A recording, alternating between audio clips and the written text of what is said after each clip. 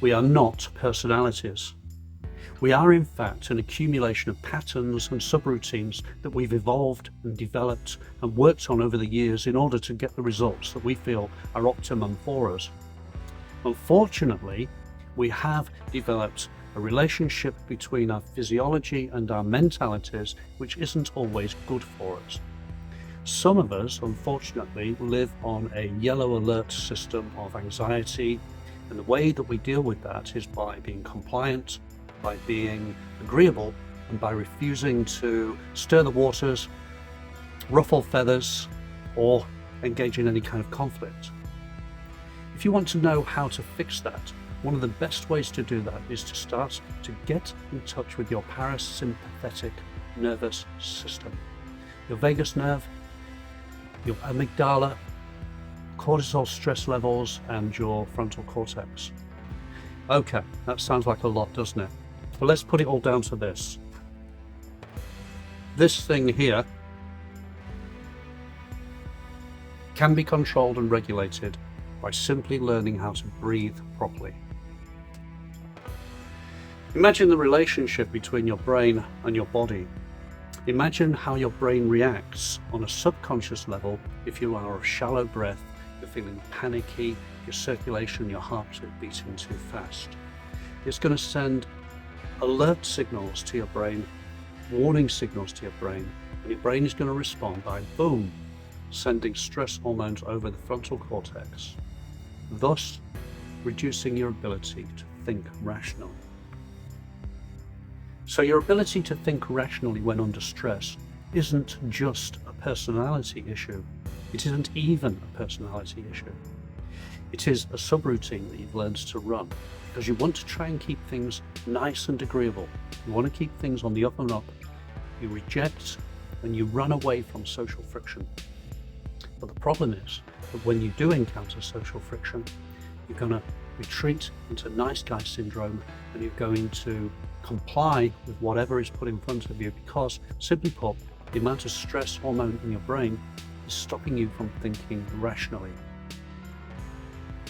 So if you think that you're locked into a certain personality, I would suggest you revise that view and start thinking about how you are locked into certain patterns. Because the good news then is that if you can learn, evolve and refine certain patterns in your mind and in your brain and in your neurology, therefore you can refine, evolve and define new patterns. As I believe a neuroscientist Hurd said, when you fire, you rewire. So what you fire in your neurons is what rewires your brain. This means if you can draw a line under some of the stress responses that you've evolved, you can start to reprogram the operating system that is not serving you very well at the moment. So taking a deep breath, think about what taking deep breaths is going to signal to your mind and your body.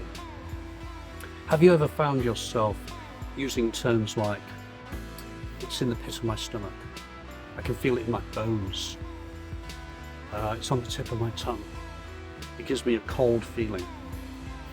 These are all unconscious linkages between your vagus nerve and your language, which is speaking to the feelings you get based on the responses that your brain is operating under.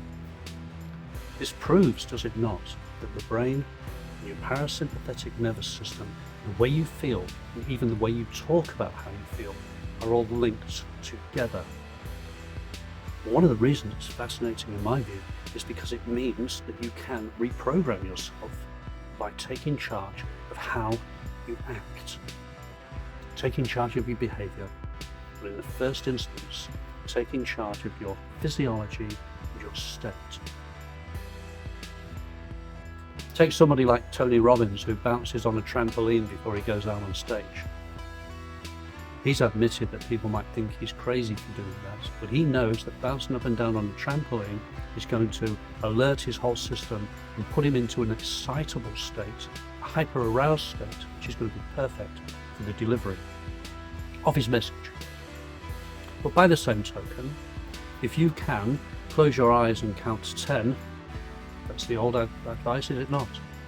before getting angry, you can reset your parasympathetic nervous system too.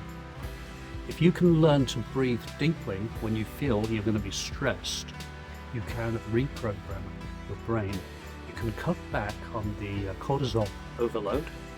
You can give your frontal cortex an opportunity to think more clearly, and you can take charge of more situations. Before you go into a stressful meeting or a situation which might cause you to feel anxiety, why not stop? Just for 15-20 seconds and take some deep breaths.